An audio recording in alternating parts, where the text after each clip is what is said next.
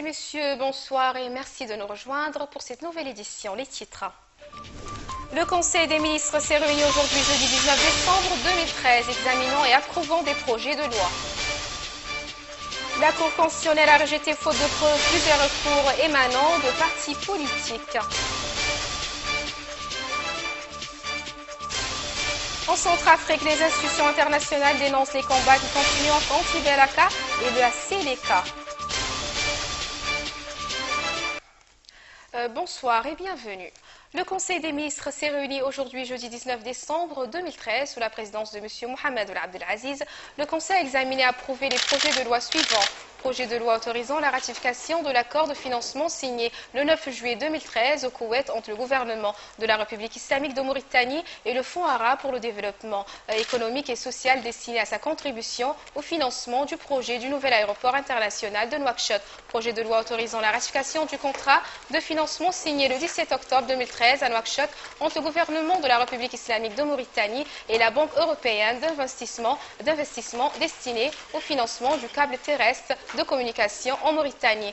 Projet de loi autorisant la ratification de la convention de crédit signée le 26 novembre 2013 à Abu Dhabi entre le gouvernement de la République islamique de Mauritanie et le Fonds d'Abu Dhabi pour le développement destiné au financement du projet de construction de la route Nema, Bangou, Bassiknou et Vassala. Projet de loi autorisant la ratification de l'accord de coopération économique et technique signé le 12 décembre 2013 à Nouakchott entre le gouvernement de la République islamique de Mauritanie et le gouvernement de la République populaire de Chine destiné au projet de coopération économique et commerciale. Le Conseil a également examiné et adopté le projet de décret portant nomination des membres du Conseil d'administration de la Société nationale de distribution du poisson. Le ministre du Pétrole et de l'Énergie a présenté une communication relative à l'autorisation de signature d'un avenant d'extension de la troisième période d'exploration du contrat de partage de production portant sur le bloc 11 du bassin côtier avec la société IPG. Le Conseil constitutionnel est entré depuis samedi dernier dans une session marathon pour statuer sur les recours déposés contre les résultats des élections législatives proclamées par la CENI. La Cour constitutionnelle a rejeté faute de preuves les recours déposés par le parti Alliance populaire progressiste APP et a ordonné le recomptage des voix dans plusieurs villes et localités. Le Conseil a reçu 71 requêtes dont 50 ont fait l'objet d'un rejet pour vice de forme. Le reste des requêtes est en cours de jugement, dont 2 ont déjà fait l'objet de décisions et notifiés acquis de droit. Le Conseil a reçu les résultats des législatives du 23 novembre 2013 proclamés par la CENI. Le Conseil est continuellement en session depuis l'expiration du délai de recours, 8 jours, et pour statuer dans les délais légaux, c'est-à-dire 15 jours pour le Conseil constitutionnel qui a 15 jours pour traiter l'ensemble des dossiers de requêtes qui lui sont parvenus, dans les délais également. Demain, vendredi 20 décembre, les militaires voteront, suivis des civils, le samedi prochain, 21 décembre. Le porte-parole de l'Observatoire national pour la surveillance des élections ONEL, Mohamed Ould Boualeb, a déclaré jeudi que l'ONEL a déjà dépêché des missions d'observation à Nouakchott et dans toutes les mourata'a du pays où doit se dérouler le second tour des élections législatives et municipales. Toutes ces missions d'observation seront opérationnelles sur le terrain dès demain afin de procéder à l'observation de l'opération de vote des forces armées et de sécurité, a-t-il informé au cours d'une conférence de presse jeudi à Nouakchott. Mohamed Ould Boualeb a également rappelé l'arrivée à Nouakchott de plusieurs missions d'observation internationale. Les travailleurs de la société mauritanienne de gaz Somagaz ont décidé d'organiser ce mercredi un sit-in devant le siège de l'entreprise pour exprimer leur opposition à la rumeur persistante concernant son éventuelle cession à un opérateur du privé. Le fait qu'on ait arrêté notre travail aujourd'hui, c'est consécutif aux décisions des pouvoirs publics de vendre la Somagaz. Forcément, on ne peut être que contre, parce qu'il y a énormément de personnes qui dépendent de la Somagaz, déjà 300 employés qui ont leur famille qui dépendent de la Somagaz. Donc on ne peut pas approuver la vente de cette société qui va mettre une bonne partie de ce personnel au chômage. Et la dernière visite du président de la République avait demandé, nous avait assuré que la Somagaz ne serait pas vendue, elle serait bien bonifiée. Donc on ne comprend pas aujourd'hui pourquoi les décisions vont à l'encontre de ce que M. le président de la République Abdelaziz avait dit à propos de la société. Donc c'est pour ça que nous voulons attirer l'attention des pouvoirs publics, c'est pourquoi nous avons fait un arrêt de travail hier et aujourd'hui de 1 à 2 heures de temps. Donc c'est pour que jusque les négociations entamées avec les délégués du personnel pour voir la situation du personnel de la SOMAGAS de manière générale. L'Association mauritanienne pour la protection du consommateur avait demandé au gouvernement de surseoir à cette vente, craignant qu'elle n'ait des répercussions négatives sur les prix de ce produit de base. Dans le cadre de notre mission d'information et d'interpellation, notre reporter a sillonné hier la ville de Nouakchott et a découvert un fait insolite dans le quartier du Ksar. Écoutons Fofana Issa. Justement, au gré de nos pérégrinations à travers la cité, notre attention s'est subitement focalisée sur un spectacle peu reluisant et pas du tout enviable. Surtout pour des citadins pour qui le confort et la quiétude est l'élément le plus recherché après les tracasseries de la vie quotidienne propre au milieu urbain. Comme vous le dites si bien, la saison d'hivernage est loin derrière nous. La preuve, nous subissons en ce moment de plein fouet l'harmattan sec et glacial, chargé de poussière, accélérant du coup, à bon nombre d'endroits, l'assèchement des mares d'eau formés par les pluies diluviennes de la dernière saison. Même au 5e et à la Sokojim PS, une nette amélioration de l'assèchement des eaux stagnantes est flagrante. Paradoxalement, à cet endroit du Ksar, et ce à quelques encablures seulement de la chaussée principale venant du centre-ville et allant au premier arrondissement, non loin du commissariat de police, certains habitants ont les pieds dans l'eau jusqu'aux genoux. Vision ahurissante et fantomatique, d'autant plus que les pauvres sinistrés, dont certains ont abandonné leur logis, ne connaissent même pas la source de leur malheur. Ils préfèrent suppiter. Ça se raconte que la SN2, depuis Idini, n'a pu maîtriser la rupture d'une de ses ventes d'alimentation. Et une autre rumeur, plus apocalyptique celle-là, parle d'un bras de mer qui aurait débordé. Revenons plutôt à nos sinistrés, nous raconter leur quotidien. Les occupants de toutes ces maisons que vous voyez ont déménagé. Très peu ont pu rester. Nul besoin de nous plaindre aux autorités puisqu'un préfet habitait ici. Mais vu ses moyens financiers, il a aisément pu déménager. Alors que d'autres familles modestes vivant ici n'ont nulle part où aller.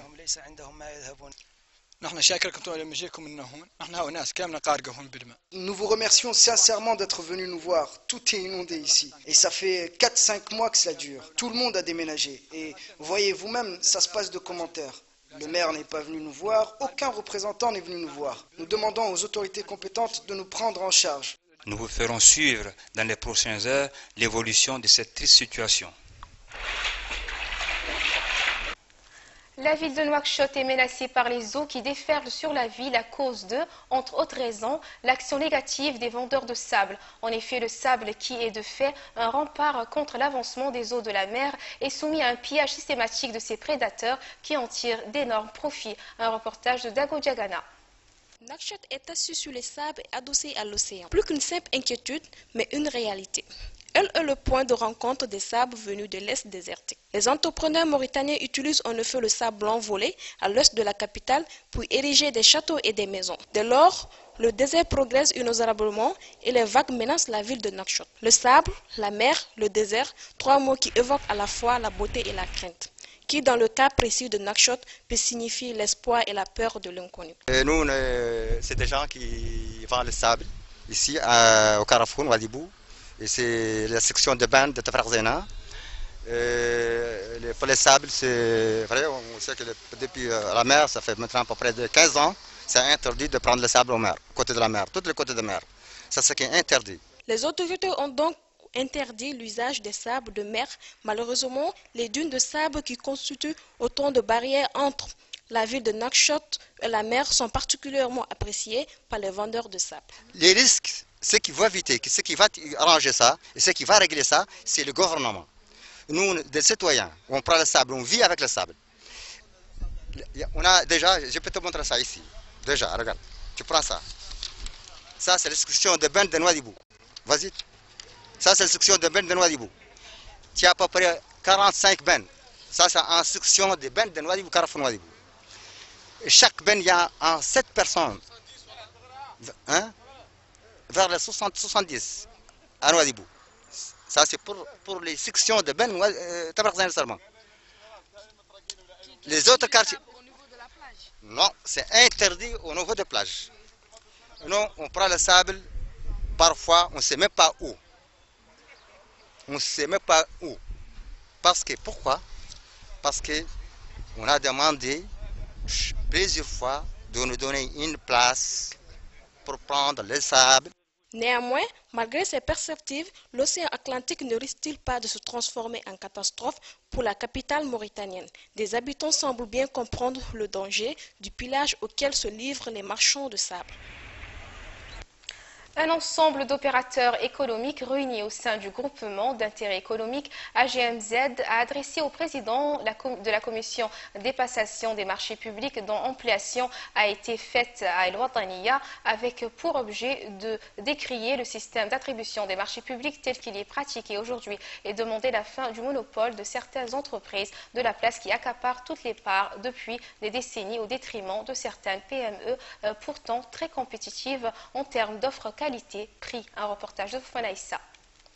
La commission d'attribution des marchés publics en Mauritanie relève du secrétariat général du gouvernement sise à la primature et est censée de façon impartiale et transparente étudier et attribuer les marchés ou les besoins de prestations soumis par les services de l'État. Le processus d'attribution s'articule et passe nécessairement par trois structures de l'administration que sont premièrement la commission de passation des marchés, deuxièmement la commission de contrôle des dits marchés et troisièmement l'autorité de régulation. Donc la dite commission est assermentée pour dépouiller, évaluer les offres et au finish valider pour attribution à la meilleure offre. En théorie, cela peut paraître un système assez homogène et censé convenir à toutes les parties concernées, mais dans son application, elle suscite beaucoup de mécontentement du côté des prestataires et des opérateurs économiques proposant leurs services à l'État. Ils dénoncent leur exclusion de fait de tout marché par les conditions à remplir pour tout soumissionnaire et dont quatre principalement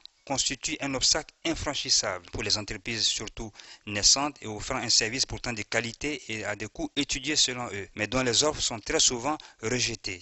La première des conditions, appelée marché similaire, autrement dit les prestataires dont les offres sont très souvent validées et qui sont la priorité de la commission pour leur supposée ancienneté dans les prestations, et cela alors que leur offre n'est pas forcément la meilleure, de qualité discutable parfois, et pas systématiquement avantageuse en termes de coût. Néanmoins, elles arrivent à rafler la plupart des marchés au détriment des jeunes entreprises et les opérateurs économiques plus compétitifs.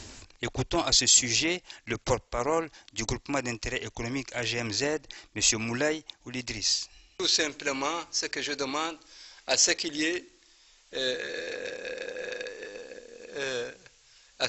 une réforme dans la procédure d'attribution des marchés, en supprimant ces trois éléments, marché similaire, bilan, autorisation fabricant, catalogue, etc.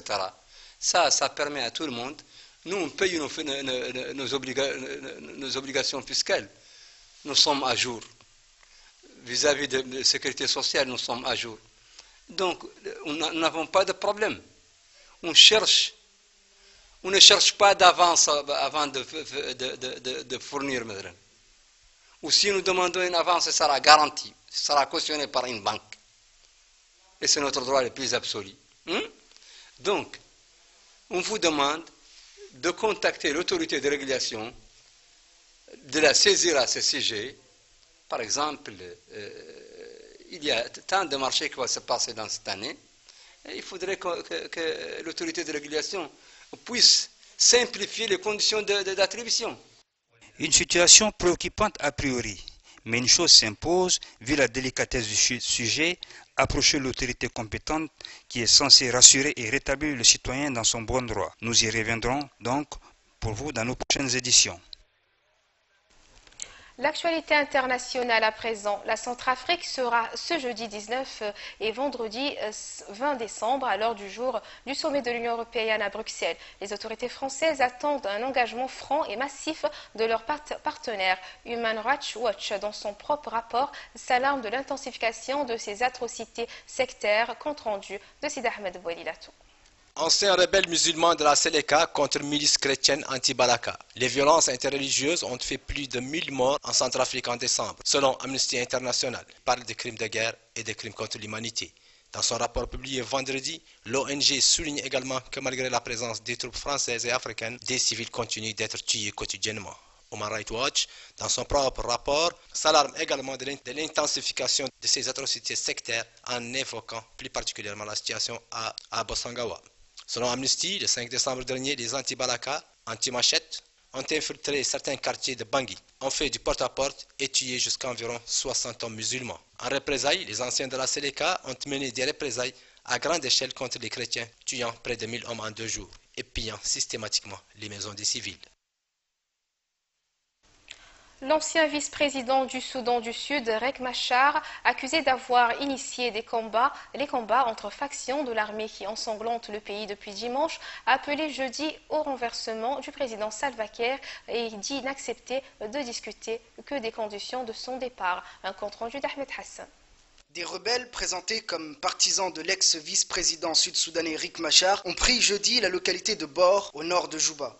L'ancien vice-président Riek Machar a appelé jeudi l'armée à renverser le chef de l'État Salva Kiir, assurant sur Radio France Internationale ne vouloir discuter que des conditions du départ de son rival. Selon l'armée sud-soudanaise, des combats se poursuivaient jeudi à Bor, tombés la veille au soir aux mains de forces fidèles à Riek Machar, en fuite depuis qu'il a été accusé dimanche de tentative de coup d'État au Soudan du Sud, un prétexte, selon lui, trouvé par le président Salva Kiir pour se débarrasser de ceux contestant son autorité. Mercredi soir, Ban Ki-moon avait mis en garde contre un risque de propagation de la violence hors de Juba. Selon un porte-parole de la mission de l'ONU au Soudan du Sud, environ 3000 civils étaient réfugiés jeudi à la base onusienne de Bor. Dans la capitale Juba, où les combats entre factions rivales de l'armée ont fait près de 500 morts entre dimanche et mardi, la sécurité était rétablie jeudi, mais de nombreux habitants prenaient d'assaut des bus pour quitter la capitale vers leur village ou vers l'Ouganda voisin.